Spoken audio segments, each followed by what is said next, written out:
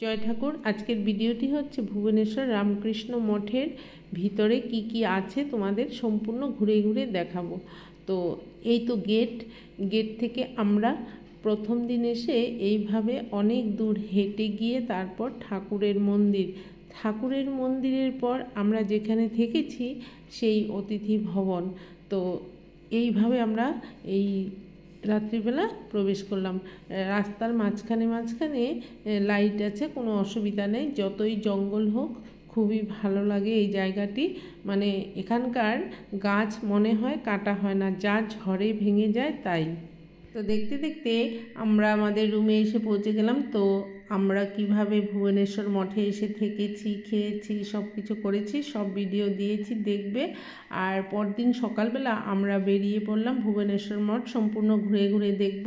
তাই দেখছি আর আমাদের গুরু মহারাজের কথা মনে পড়ছে। আমাদের গুরু মহারাজ হচ্ছে শ্রীমৎ স্বামী গুরু গহনানন্দ মহারাজজি।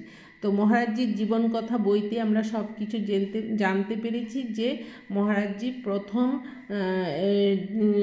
সন্ন্যাস নেওয়ার জন্য ঘর থেকে যখন বেরিয়ে আসেন তখন এই ভুবনেশ্বর মঠে আসেন। তো মঠে এসে এখানে সন্ন্যাস দীক্ষা হয়। আরও অনেক কথা জানতে পেরেছিলাম বইতে পড়ে। তো বইয়ে পড়েছি যখন, তখন ভেবেছিলাম ভুবনেশ্বর মঠের কথা। তো আজ নিজে চোখে সম্পূর্ণ দেখতে পেরেছি, তাই খুব ভালো লেগেছে। তাই আমার মনে জাগলো তোমাদেরকে একটু মহারাজজির কথা আলোচনা করে শোনাই। তো মহারাজজির আগের নাম ছিল সন্ন্যাস নেওয়ার আগের নাম ছিল নরেশ রঞ্জন। তাই বিদ্যালয়ের পাঠের শেষের পর কি কি হয়েছে মহারাজজির সঙ্গে, তাই আমি একটু আলোচনা করছি, ভালো করে শোনো। বিদ্যালয়ের পাঠ শেষ করার পর নরেশ রঞ্জন 1938 সালে মহারাজজির মেজদা সুরেশ রঞ্জনের সঙ্গে কলকাতায় আসেন। মহারাজজির মেজদা সুরেশ রঞ্জন স্বদেশী শিল্প ভান্ডার নামে একটি সেলস কাম শোরুম প্রতিষ্ঠা করেন। সেখানে স্বদেশীদের তৈরি ছোটখাটো কিছু জিনিস বিক্রি হতো। শোরুমটি দেখাশোনার দায়িত্ব মহারাজের উপর ন্যস্ত হয়। এই শোরুমটির উদ্বোধন করেছিলেন নেতাজি সুভাষচন্দ্র বোস। মহারাজজি কলকাতা থাকাকালে শ্রী রামকৃষ্ণ দেবের জন্ম শতবর্ষ উপলক্ষে আয়োজিত সভায় মিস ম্যাকলাউডের বক্তৃতা শোনেন। ওই সময় শ্রী রামকৃষ্ণের পার্ষদ স্বামী অভেদানন্দ মহারাজজি মহারাজের দর্শন লাভ করেন। সম্ভবত 1938 সালেই তিনি প্রথম বেলুড় মঠ ও রামকৃষ্ণ দেবের লীলাক্ষেত্র দক্ষিণেশ্বর দর্শন করেন। বেলুড় মঠ দর্শনের পর মহারাজজি দক্ষিণেশ্বর দর্শন করলেন। এই পবিত্র তীর্থস্থান দর্শনের পর থেকে মেজদার সুরেশ রঞ্জনের স্বদেশী শিল্প ভাণ্ডারে তিনি আর মন দিতে পারছিলেন না। তার অন্তর তখন বিশ্বজগতের আহ্বান। আর্ত আতুর অসুস্থদের দেখলেই তার অন্তরে দহন শুরু হতো। সেবা পরায়ণতার আদর্শ নিয়ে তিনি জগতে এসেছেন, তাকে কি সংসারে বেঁধে রাখা যায়? মহারাজের মেজদা একদিন খোঁজ নিয়ে জানতে পারলেন যে তিনি অদ্বৈত আশ্রমে প্রায় যাতায়াত করেন। তিনি একদিন মৃদু হেসে তিরস্কারের সঙ্গে এক বড় আশীর্বাদ করে দিলেন। সাধু হতে চাও? সেই রকম সাধু হতে হবে। থালা বাসন ধোয়ার সাধু হয়ে কিছু লাভ নেই। মহারাজজি তখন সাধু হওয়ার জন্য সম্পূর্ণভাবে মন স্থির করে ফেলেছেন। শ্রদ্ধাভাজন সাধুদের সঙ্গে এই বিষয় নিয়ে আলোচনা করায় তারা ভুবনেশ্বর মঠের কথা বললেন।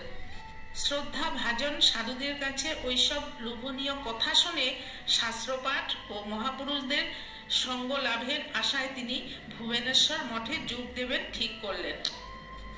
মহারাজজির মেজদাকে এই বিষয়ে কোনো কথা না জানিয়ে শুধুমাত্র মাতৃসমা বৌদির অনুমতি নিয়ে 1939 সালে 30 জানুয়ারি 23 বছর বয়সে তিনি ভুবনেশ্বরের উদ্দেশ্যে মাদ্রাজ মেলে রওনা হন। তারপর ট্রেনের থেকে নেমে গরু গাড়ি করে মঠে যখন পৌঁছালেন তখন রাত 3টা বাজে। তার কাছে মাত্র একটা সিকি ছিল। গাড়োয়ানের গরু গাড়ির ভাড়া হচ্ছে 3 আনা। তিনি তাকে 4 আনা দিয়ে দিলেন। তবুও সে আরো চাইতে লাগলো। তিনি গাড়োয়ানকে বুঝাতে পারছিলেন না যে তার কাছে আর পয়সা নেই। এই সময় জঙ্গলের ভেতর থেকে একটি টর্চ লাইট হাতে করে কেউ আসছে বলে মনে হলো। কিছুক্ষণ পরেই টর্চের ধারক দৃশ্যমান হলো। বললেন, কে এখানে? তিনি সব শুনে গাড়োয়ানকে বললেন, তোর ভাড়া তো 3 আনা, তুই বেশি তো পেয়েছিস, আবার চাইছিস কেন? সে তখন হু বাবা বলে চলে গেল। টর্চ লাইট হাতে করে এসে সূর্যি মহারাজ ভুবনেশ্বর মঠের অধ্যক্ষ, ইনি হলেন সূর্যি মহারাজ। সূর্যি মহারাজ মহারাজজিকে নিয়ে গেলেন মঠে টর্চ লাইট হাতে করে। সে রাতের মতো নরেশকে একটি হল ঘরে থাকতে দেওয়া হলো। রাতের আর বেশি বাকি ছিল না। 3:30 নাগাদ তার মনে হলো অন্ধকারের মধ্যে কারা যেন যাতায়াত করছে। ভোর হয়ে গেছে, সাধু ব্রহ্মচারীরা সব উঠেছেন, হাত মুখ ধোয়ার ইত্যাদি কারণে হলঘরের মধ্যে দিয়ে যাতায়াত করছেন। এইভাবে ভুবনেশ্বর মঠের প্রথম দিন শুরু হলো। দিনটি ছিল সোমবার, শিবের বার, আর ভুবনেশ্বর হলো শিবক্ষেত্র। কাজেই শুভ দিনে শুভক্ষণে নরেশরঞ্জনের সংস্কারের পালা শুরু হলো। নাপিত এসেছে শুনে তিনি নিজেই ক্ষৌরকর্মের জন্য এগিয়ে এলেন।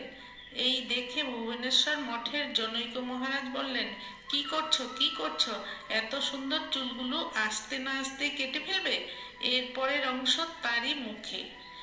আমি তখন নাপিতের কাঁচি নিয়ে নিজের চুল কাটতে লাগলাম। পরে নাপিতের কাছে শিখা রেখে মাথা মুন্ডন করে ফেললাম। পরনে কাপড় ছাড়া আমার আর কাপড় ছিল না। একজন ব্রহ্মচারী একটি কাপড় নিয়ে এলো, সেটা দুভাগ করলাম, 2টো কাপড় হয়ে গেল। কাছা ছাড়া কাপড় পরা শুরু করলাম। বেশ ওই দিন থেকেই মুন্ডিত মস্তক ও কচ্ছ মুক্ত, শুভ্র বস্ত্র পরিহিত শিখাধারী মুন্ডিত মস্তক নরেশরঞ্জন তখন এক নূতন মানুষ, নূতন জীবনের পথিক। নবীন ব্রহ্মচারী নরেশ ঠাকুর ঘরে গেলেন। ঠাকুরের প্রণামের পর স্বামী নির্বাণানন্দ ও স্বামী শঙ্করানন্দজিকে প্রণাম করতে গেলেন। শঙ্করানন্দজি মহারাজ তখন ভুবনেশ্বর মঠে ছিলেন। নির্বাণানন্দজি মহারাজের কাছে আশীর্বাদ ভিক্ষা করে বললেন, মহারাজ আশীর্বাদ করুন যেন এই জীবন সুন্দরভাবে কাটাতে পারি।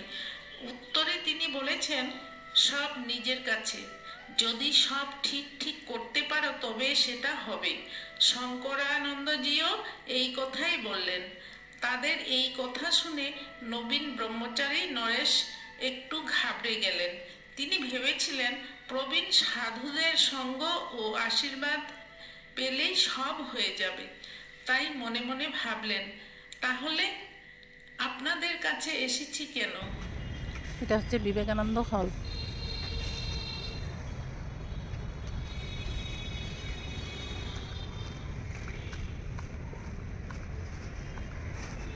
এটা হচ্ছে রামকৃষ্ণ মঠ ভুবনেশ্বর অফিস। এই যে একটি গাছ, আম গাছ, এই গাছটি বহু বছর আগে, প্রায় 200 বছরেরও হবে গাছটি। খুব সুন্দর, দেখো এখনো সেই গাছ আছে।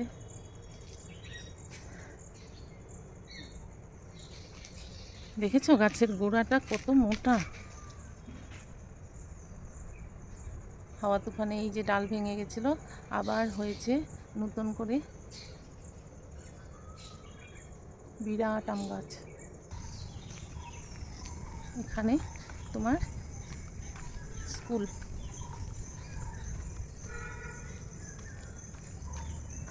তো এই হচ্ছে ব্রহ্মানন্দ মহারাজজির ছাত্রবাস। তো এইখানে অনেক কিছুই আছে, তোমাদের অনেক কিছুই দেখানো হলো, আরও অনেক দেখানো হলো না, পারলাম না, ভিডিওটি বড় হয়ে যাচ্ছে তার জন্য। এই যে এখানে গোশালা।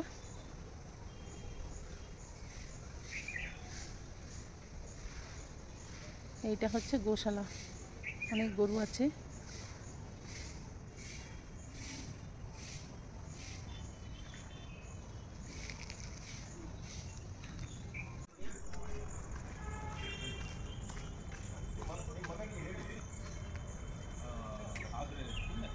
এই যে এই আম গাছটি দেখতে পাচ্ছ, এই আম গাছটি হচ্ছে রাজা মহারাজা নিজে হাতে লাগানো এই আম গাছ।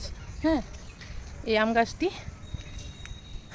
খুব বড় ছিল, তারপর এই যে হাওয়া তুফানে ভেঙে গেছে, আবার নতুন করে গজিয়েছে। হ্যাঁ, তো এই যে একটি আম গাছ, আর ওখানে আরেকটি আম গাছ আছে। এই দুটি আম গাছ প্রায় 200 বছরের উপরে হবে। রাজা মহারাজ নিজেই লাগিয়ে গেছেন এই আম গাছ। এই আম গাছটিও রাজা মহারাজা লাগিয়েছে। এই 3টি আম গাছ রাজা মহারাজা লাগিয়েছিলেন। কি ভালো লাগছে রাজা মহারাজার হাতের আম গাছ লাগানো দেখতে পাচ্ছি, সেই অনুভব করছি।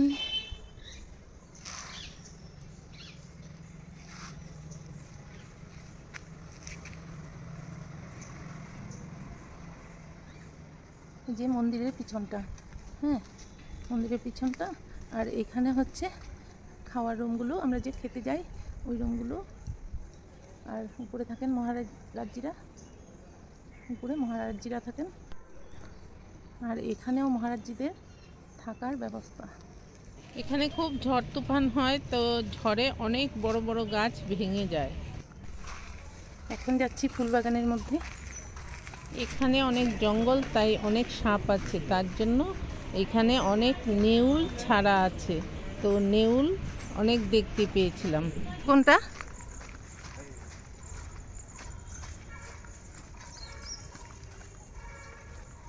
রাজা মহারাজা এই নাগলিং না? ও এই যে এই গাছটা না,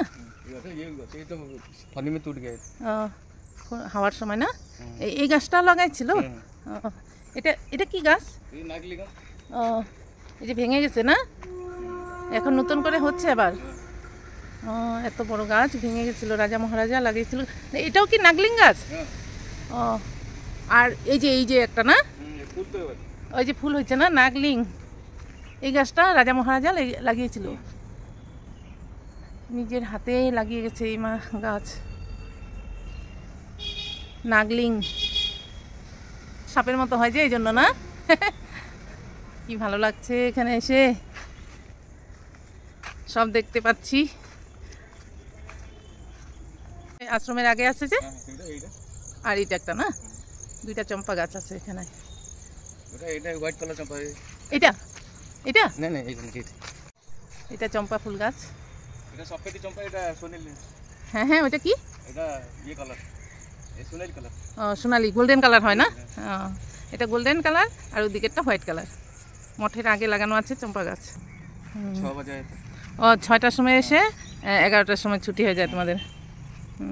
ঠিক আছে, ঠিক আছে, আসি। হ্যাঁ, রাজা মহারাজ বলতেন, নাম করো আর কর্ম করো, নামের চাকা সব কাজের মধ্যে ঘুরাবে, তবে তো।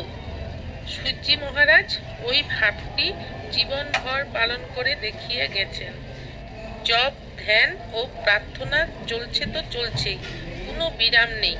তিনি সাধন ভজনের উপর খুব জোর দিতেন, আর বলতেন যে ভুবনেশ্বর হচ্ছে শিবক্ষেত্র, গুপ্ত কাশী। এখানে এসে যেন সময় নষ্ট না করা হয়, যথাসম্ভব সাধন ভজন করে দিনগুলো যেন সার্থক করে নেওয়া হয়। তার এই অমূল্য উপদেশ সাধু ব্রহ্মচারীদের মধ্যে জপ ধ্যানের প্রতি বিশেষ নিষ্ঠা তৈরি হয়। তখন থেকেই ব্রহ্মচারী গহনানন্দ মহারাজ ভোর রাত্রে উঠে জপ ধ্যানের অভ্যাস তৈরি হয়ে গিয়েছিল, যা তিনি জীবনের শেষ দিন পর্যন্ত বজায় রেখেছিলেন। তো ভুবনেশ্বর মঠ অনেক বড় এরিয়া নিয়ে, তো অনেক কিছু দেখানো অসম্ভব।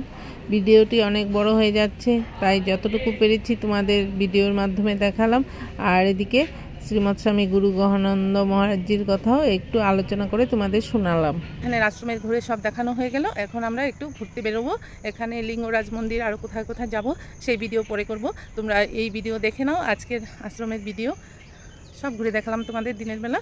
পাবলিক টয়লেট, সব রকম ব্যবস্থা আছে এখানে।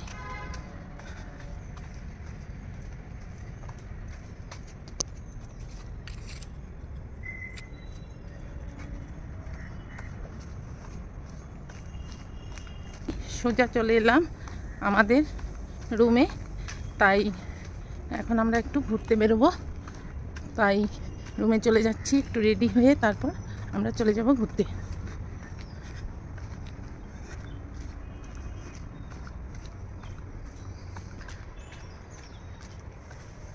এই যে আমাদের অতিথি ভবনে ঢুকছি, এখন বেলা 9:30 হচ্ছে, আর আমরা এখন 10টার মধ্যে বেরিয়ে পড়ব। বাইরে লিঙ্গরাজ মন্দির এগুলোতে যাব। জয় ঠাকুর, এখানে ভিডিওটি শেষ করছি।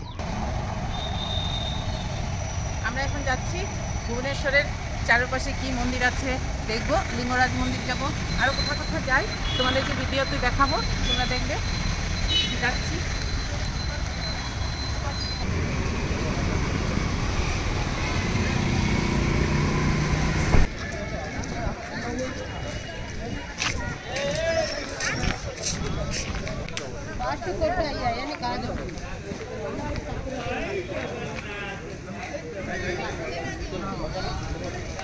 খুব সুন্দর অনুভব হয়েছে লিঙ্গরাজ মন্দিরে দর্শন করে। সারা পৃথিবীর যেখানে মেন লিঙ্গরাজ মহাদেব ভগবানের যেখানে মেন জায়গা, সেটাই লিঙ্গরাজ মন্দির। মহাদেব ভগবান বিষ্ণু রূপে আছে এখানে। নারায়ণশিলা 2.5 ফুট নিচে নারায়ণশিলা আছে। তো আমরা ঘুরে এসে অফিসে দেখা করলাম মহারাজজির সঙ্গে, যে বলতে এসেছি আমরা কালকে এখান থেকে চলে যাব জগন্নাথ।